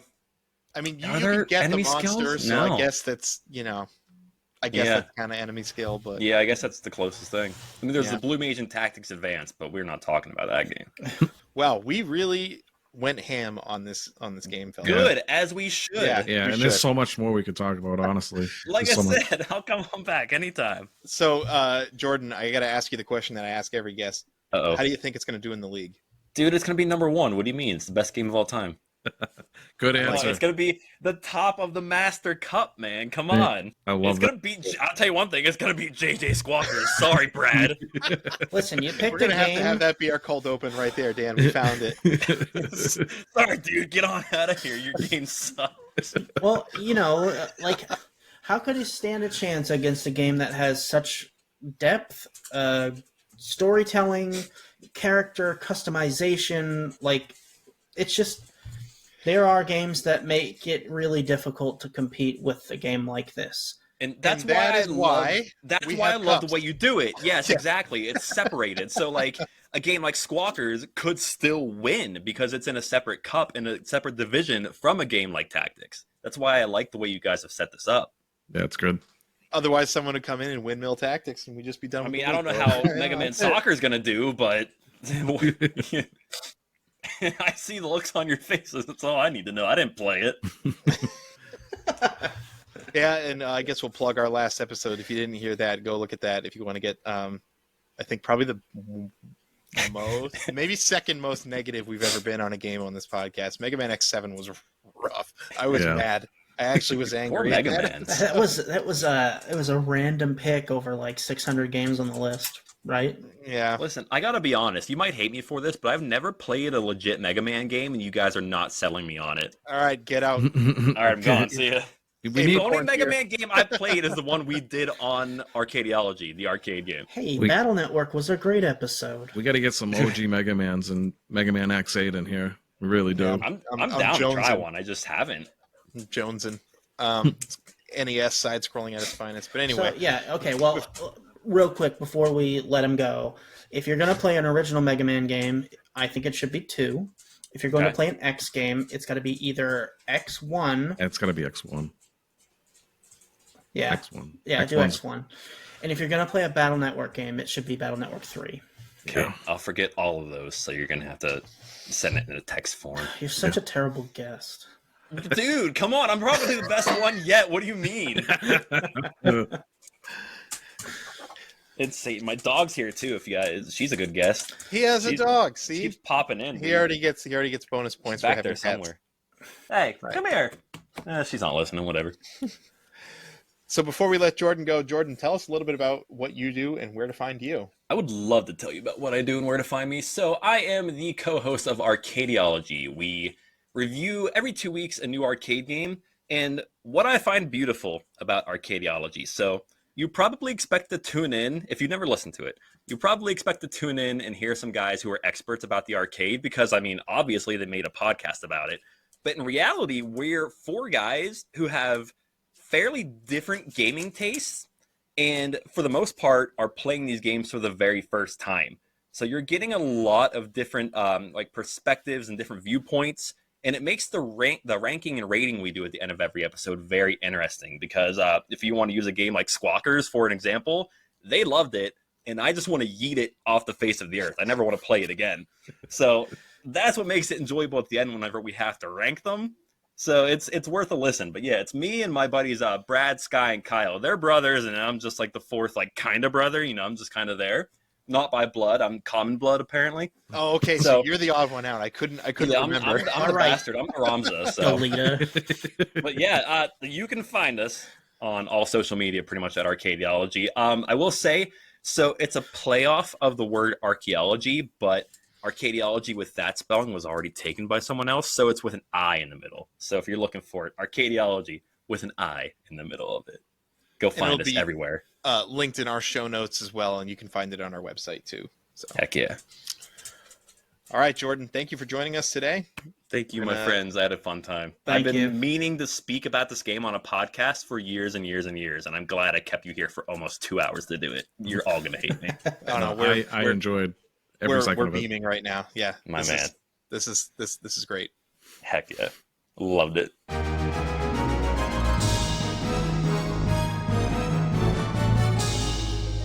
Now's about the time of the show where I say, if you've been listening to us this whole time, you must kind of like what you hear. So leave a like. And if you're watching us on YouTube, subscribe, or you can subscribe to us on the listening platform that you're listening to us on. Or if you haven't checked us out on YouTube, you can head over there and check us out over there because Dan puts a lot of effort into the visual aspect of our show. And I really think it's something that sets us apart as a podcast. So yeah, look at that too. It's awesome. You could also consider joining us in our Discord. We do lots of fun stuff over there, like the aforementioned at the top of the show, Fight Night, and just kind of get together and play on the odd-off weeknight on our public gaming couches. So come on there, check it out. You don't even have to play retro games. You can find a group playing other stuff, too. All right, fellas, you ready to review this? Anything else we didn't talk about? I'm ready. All right. I'm just going to come out and say that I think for playability, which is probably my favorite category, I think this is a very playable game in 2025. I think it brings to the table things that tactics games lost long ago. It's a certain fun that, like, I played a modern Fire Emblem like a year ago and I hated it. So I think tactics games are kind of in a rough spot. And I think this game, for me, is a lot of fun. And I would recommend it. I would recommend it to anybody today. Yeah, Right. so like the thing about playability on this game is that because it's so customizable, you can literally play the game like 1,000 different ways. And so like when you talk about being able to come back and play it again, especially in 2025, you definitely have something, a solid idea behind that because you can literally mix and match all these different abilities and the jobs and it doesn't really get old. The story you might get tired of hearing if you play it more than, Jordan has 30 times, but it was something that I really enjoyed playing, beating for the first time these 2 weeks, but I played it when I was younger and it aged well. Yeah. So in my younger years, I kind of avoided tactics games because I just thought they were like really slow. As I'm getting older, I'm warming up to them more and more. So like my repertoire when it comes to tactics games is kind of limited. to like basically like Tactics Ogre and this game. Right off the bat, like if I had to like choose one, it's definitely going to be Final Fantasy Tactics. I had so much fun with this game. What you guys were saying, like really high, customizability. I really like how like you have like 5 members. So you like each character has like their own identity. You can change, you can basically make them to what you want, or you could take like guest characters. They like a lot of them have their own like specific job, which I thought was pretty neat. Or you could just have a fully customized team with just like randos. But overall, like the story is kind of there's a lot to it, but I don't know. You can play the game multiple times through like there's so many different ways that you can play it. And then like as Jordan was saying, like you'll pick up the story more and more and more. And this game you could definitely play it multiple times. And I might actually play it again with War of the Lions because it sounds like they did a lot to it to make it better. But yeah, at the end of the day, such a solid pick. Yeah, and there is a really high learning curve in the beginning, but after probably about maybe like 2 hours in, you start really getting into the groove of the game and start getting into the motions and understanding all of the different aspects of the game. They don't come out and like tell you everything, but there is a lot of in-game help on the tutorials if you guys look through that. Yeah. Yep. So, if you have questions, the game will tell you. Right. And that's pretty heads up for a game in 98 before the internet was even like popular.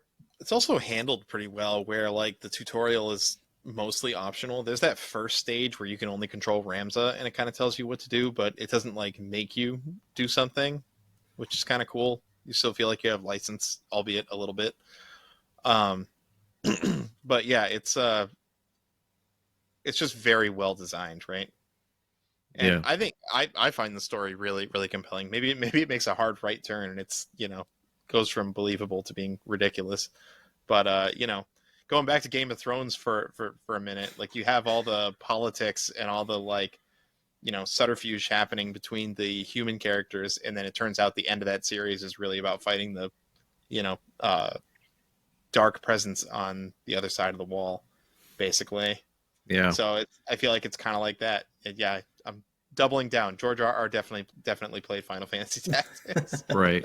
And also I want to say too, is like, I don't know if it's just like Ivalice in itself, but like most of the games seems to be like politically driven because 12 is too, like very big on that. And I would say the story in Tactics is a good amount better than 12's. So it's just crazy. They install Ophelia as a princess, and she's not even like really related to the royal couple, right? Like, it's just so she's just a doppelganger, like baby switch. Yeah, but they don't do anything with that. Like they say it, and then it's kind of like not important. Like she's an instrument of the of that order, though. Yeah, I don't know. I just feel like she could have had more of a character arc and didn't. Yeah, you know what I kind of want to mention that I didn't mention like when Jordan was here is like when you get like a character, like a guest character that joins your team, it's like the dialogue for the rest of the game is just non-existent. Like they're like done talking. Agrias has a birthday side quest. Yeah, but for the most part, it's like when they join your party, like they're just done talking like forever. Yeah, now you get to talk for them. Yeah. Yeah, so your characters aren't best buds, but you do start with a band of throwaways. I think if I was to have one beef, it probably would be that, Dan, is that there's not a cast of characters that is told to you, but I think it's okay. Well, I understand like why they did it, because like say like Agrias, for example, just for the sake of the argument, when she joins your team, it's basically they don't talk anymore. But it's just like if they had like more story after that, like what if they permanently died? I mean, I guess they could like do like the unconscious thing, but usually if they join your actual party, they get permadeath. So if they permanently died, then it's just like, well, what do you do? Like the story's like ultimately ruined if they had like a big part. So I understand why they do that when they join your party, that like they have no more dialogue, or at least not important dialogue to the story. Tactics Ogre was like that. There were like named characters that would exist in dialogue, and if they died, the dialogue would be different. Yeah. I remember the GBA Fire version. Emblem does it too on some characters, right? No, so any characters that are well, I don't know about the more modern ones, but like Sacred Stones, for instance, Seth is in like every cutscene. If Seth dies, he says that I'm going to retreat. And he retreats. You don't get to use him back. It's just presumed he's, injured. Yeah. Okay. But yeah, he's still in the cutscenes. Yeah, He that's doesn't that's actually definitely die. one way to like get around that. Yeah. Yeah. It's BS. Hey, sometimes I you don't have like an it. injury, like a back injury, and it never heals right. Sometimes you have cartridge space that you just can't, do anything else with, so they got to keep Seth in there. Yeah, overall, I had a really, really great time. I don't have a lot of bad things to say. Obviously, the game can be broken, and I did break it because of, I wanted to feel powerful. But Well, anti constraints. yeah, I mean, that wasn't really the reason for me. I started playing like a few weeks earlier. I just wanted to feel powerful, and I wanted to finish it because a lot of times I find myself not compelled enough in a tactics game to finish it. Right. I've been on the last chapter of the Sacred Stones before, and I've gotten over halfway through the other GBA Fire Emblem game. But this is the first tactics game that I beat, which says a lot. I had a lot of fun. Yeah. Well, it's that sameness thing, right? So what ends up happening in Fire Emblem is you reach a chapter that, you're like, oh man, I got to do this again. And one of two things happen. You decide not to, or you feel that the storyline is compelling enough to keep going, right? And in fact, my favorite Fire Emblem is Fire Emblem Awakening, where your characters do get abilities, and they get abilities based on prior classes that they were. It's on So 3DS. it has that similar element. Yeah, it has a similar element to this game, and the characters have really strong relationships in that game. So you really do want to watch all that stuff. It almost feels like a 3-season anime, or at least to me, it did, watching and playing it. So I like that a lot. But for similar reasons, I like Tactics or Final Fantasy Tactics, because the growth in the game is so satisfying. Like as you go through the classes with the 5 characters and get the skills you want. Like I don't know about you guys, but like I'm just like in a fight being like I'm trying to max the amount of JP I get. Yeah. I just love the progression system. Yeah. I mean, I guess if there was a thing I kind of disliked about it, and it's like not even a big deal, but like this game can be pretty grindy, especially if you kind of want to build a character exactly the way you want it, where you want to take things from this job, that job, etc. It can be fairly grindy, or like, grinding up a mediator to like buff like your, bravery and faith and stuff like that. Like this game can be really, really grindy if you want it to be. Well, I mean, every Final Fantasy can, right? Like if you want to max out your characters at, actually, I'll say in RPGs in general, right, are pretty much grindy. Yeah. It's part of the game. Yeah. Or I like when you have a choice, like in this game, but you don't have to do it if you don't want to do it. If you want to do it, fine, but don't make me do it. Yeah, and another good thing is like when you switch a job, like because sometimes you need to change jobs to unlock another job. It is good that like you get a secondary slot. So like say if you liked your black mage, but like you have to switch to say white mage to unlock another job, you can switch to white mage, but you can still keep like your black mage abilities. So like he's essentially the same character. So I do like that too. So it's not like a burden. It's like, well, this was my black mage. I don't want to like change him into a white mage. He's not built to be a white mage. So it's like, I do like that you can keep like his build on different jobs. Yeah, that was really good foresight on the developer's part, because what is it? Final Fantasy 3, is that the one where you change jobs? Yeah, you can change jobs in 3. Yeah, dude, when you change a you job, have to re-level it all. Yeah, and you start off kind of weak. Yeah. Like you take a step back, but like you're saying, in this game, if you spent time leveling a job and then you move to another job, you get to keep the skills, and at least you feel, mostly as powerful as you were, but you're just learning new skills. Exactly. Yeah, it's really good system. I don't have a whole lot more to say. Nothing but good things. There's not a lot about this game that I didn't like. Yeah, I mean, we didn't talk too much about the presentation of it, but obvious. So it's pixel art, if it's not obvious, and I think the pixel art I think it's fitting. Yeah. I think it's probably kind of mid, but I think one thing about the visuals I do like, especially for a tactics game, is that it's 3-dimensional. Like the 3-dimensional landscape is something I like a lot, as opposed to like the flat and you're telling me that there's terrain. Like, Yeah, it had a lot of character.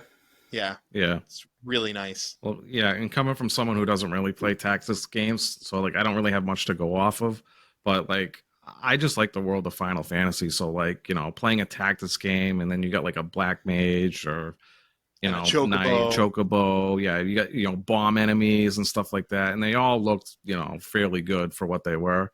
So like I really enjoyed the art style. Mm-hmm. Very, very good. So yeah, I mean, I think that's all I really had left. I mean, it's just a stellar entry. Yeah, Very bad. for sure. All right, guys, ready to bring it to the league? Ready to Absolutely. rate this thing? Ready. All